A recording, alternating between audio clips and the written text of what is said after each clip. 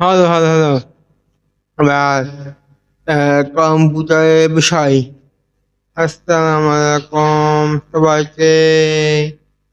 আমরা যখন একটা নতুন ল্যাপটপ কিনতে যাই, অনেক সময় দেখা যায় হাজার হাজার টাকা খরচ করার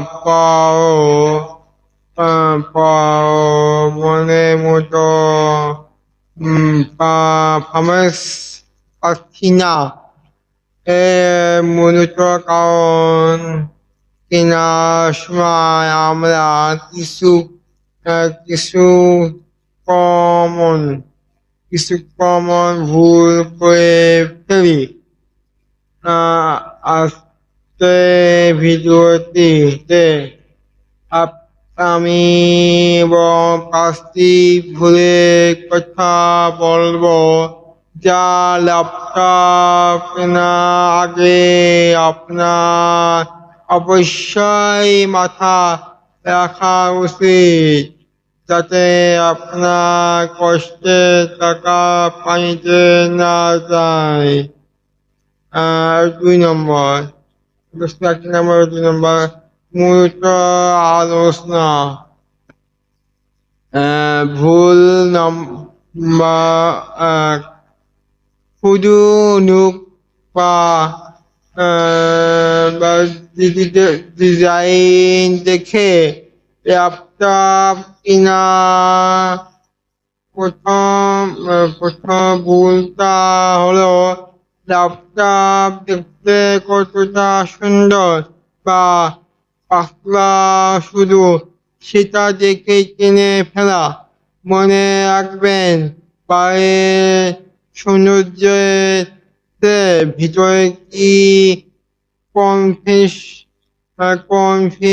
কনফিগারেশন আছে কনফিগারেশন আছে যেমন পারফরমেন্স, রাম রাম সেটা বেশি গুরুত্বপূর্ণ। যত রম যত বেশি হবে তত আপনার ভালো হবে। যেহেতু আমি যা কিনি সব বেশি কিনি, রম বেশি এই জন্য আমার ল্যাপটপ এখনো সমস্যা হয়নি। ২ নম্বর, প্রয়োজনের চেয়ে কম বা বেশি পারফরমেন্স কনফিগারেশন নেওয়া। অনেক শুধু ফেসবুকিং বা মুভি দেখার জন্য অনেক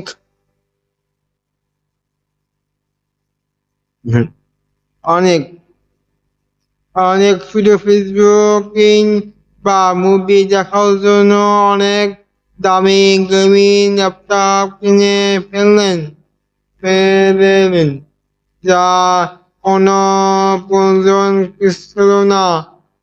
আবার অনেক ভিডিও এডিটিং বা কন্টেন্ট করার জন্য একদম কম দাম বাজেটের ল্যাপটপ কিনে পরে অবসর করেন। তাই আগে ঠিক করুন আপনি কি কাজ করবেন। ভুল নাম্বার ৩ নম্বর, এইচডি বা বলবে এসএসডি ল্যাপটপ নেওয়া ২০২৬ এসেও যদি আপনি এসএসডি শুধু এসএসডি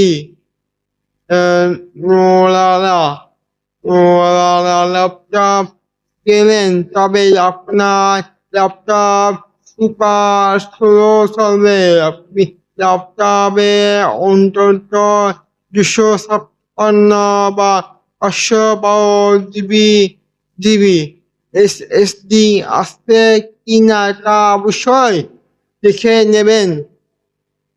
দেখে নেবেন। আপনার যদি ভালো লাগে ফলো, লাইক করবেন, শেয়ার করবেন। অবশ্যই এসএসডি লাগাবেন, তাই সুপার ফাস্ট হবে। Thank you.